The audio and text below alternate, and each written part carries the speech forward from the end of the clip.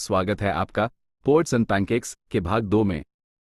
दोस्तों, भाग 1 में हमने जेमिनी स्टूडियोज की चकाचौंध, पैनकेक्स, मेकअप की गर्मी और सुब्बू की अद्भुत रचनात्मकता को देखा, जिसके सामने बेचारे कवि की सारी हताशा फीकी पड़ गई थी। लेकिन कहानी अभी खत्म नहीं हुई है।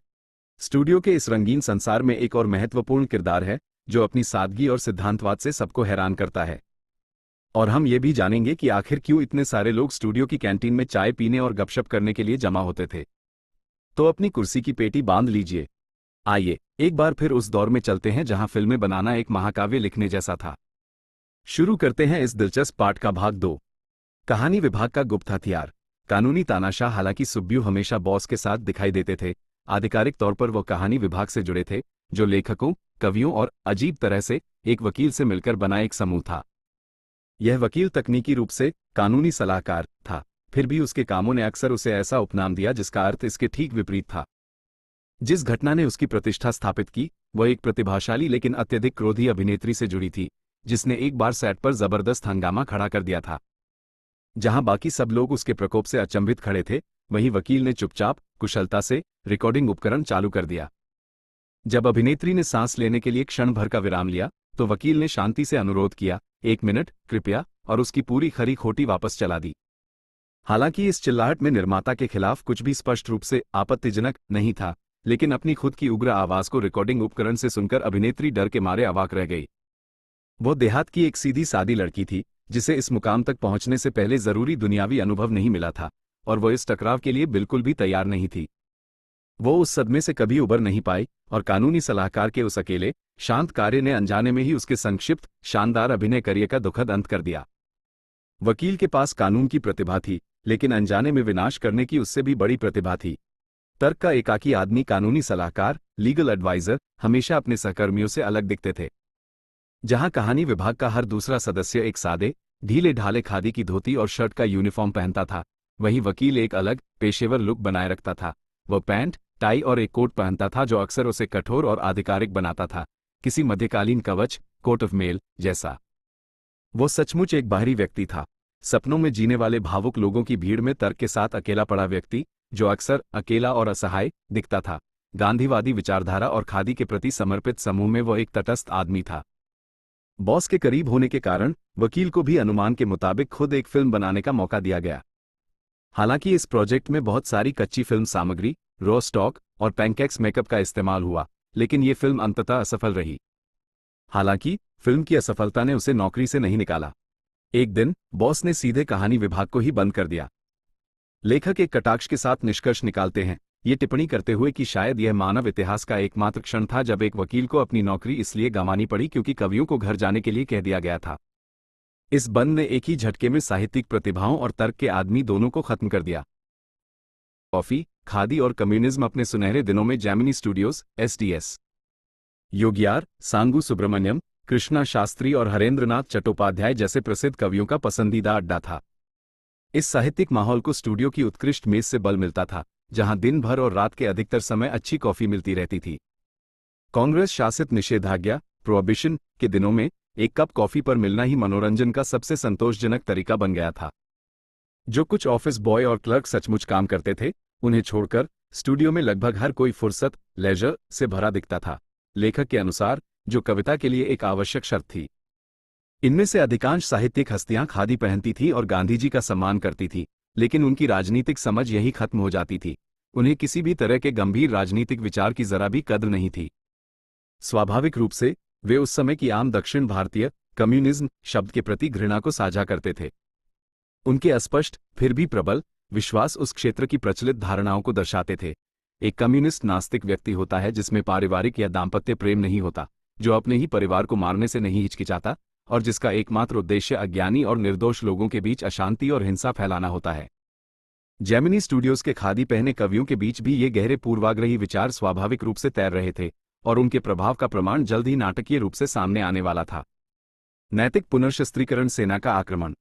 1952 में जब फ्रैंक बुचमैन का नैतिक पुनर्शस्त्रीकरण, मॉरल रीआर्मामेंट एमआरए समूह, लगभग 200 लोगों का एक प्रभावशाली दल मद्रास आया, तो उन्हें भारत में जेमिनी स्टूडियोज से ज्यादा गर्मजोशी से भरा मेजबान कोई नहीं मिला।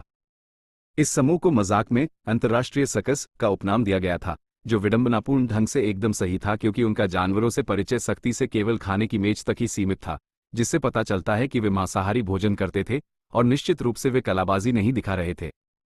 मजाकों के बावजूद एमआरए ने जोथम वैली और द फॉरगॉटन फैक्टर नाम से 2 नाटक पूरी पेशेवरता के साथ प्रस्तुत किए।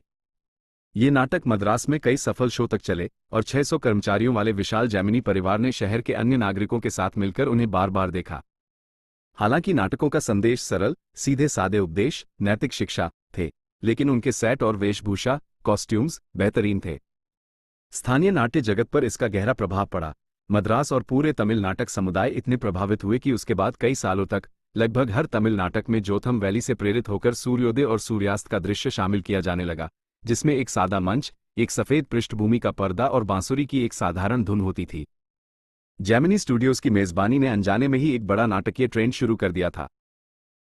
सालों बाद लेखक को नैतिक पुनर्शस्त्रीकरण, मॉरल रीआर्ममेंट एमआरए, सेना के पीछे का राजनीतिक मकसद समझ आया। ये गुप्त रूप से अंतर्राष्ट्रीय कम्युनिज्म के खिलाफ एक काउंटर मूवमेंट, जवाबी आंदोलन था।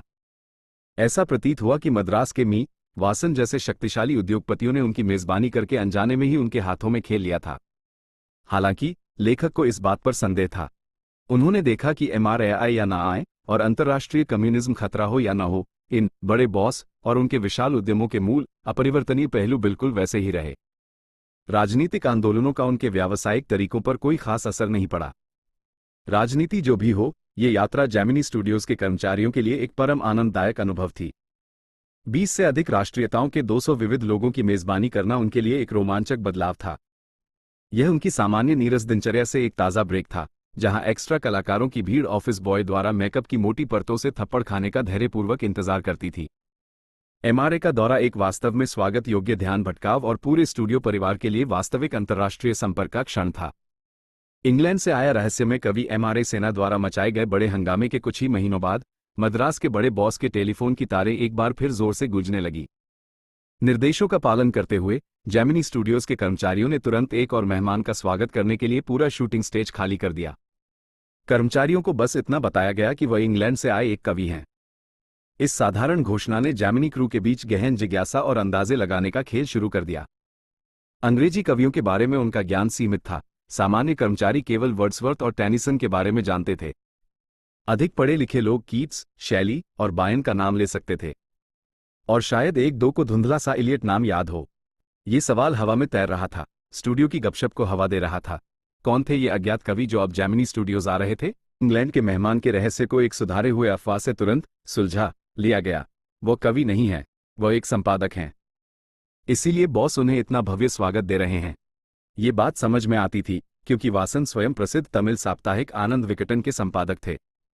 हालांकि यह आगंतुक मद्रास में जेमिनी कर्मचारियों के बीच प्रसिद्ध किसी भी प्रमुख ब्रिटिश प्रकाशन से नहीं था। फिर भी द हिंदू अखबार के शीर्ष प्रबंधन की भागीदारी ने संकेत दिया कि आगंतुक किसी बड़े दैनिक समाचार पत्र के एक महत्वपूर्ण संपादक थे। फिर भी स्टूडियो में जानकारी का अभाव बोलता था। सबसे जानकार कर्मचारियों को भी केवल 2 बड़े अंग्रेजी अखबारों, द मैनचेस्टर गार्जियन और द लंदन टाइम्स, के बारे में पता था, और आगंतुक उनमें से किसी के भी नहीं थे।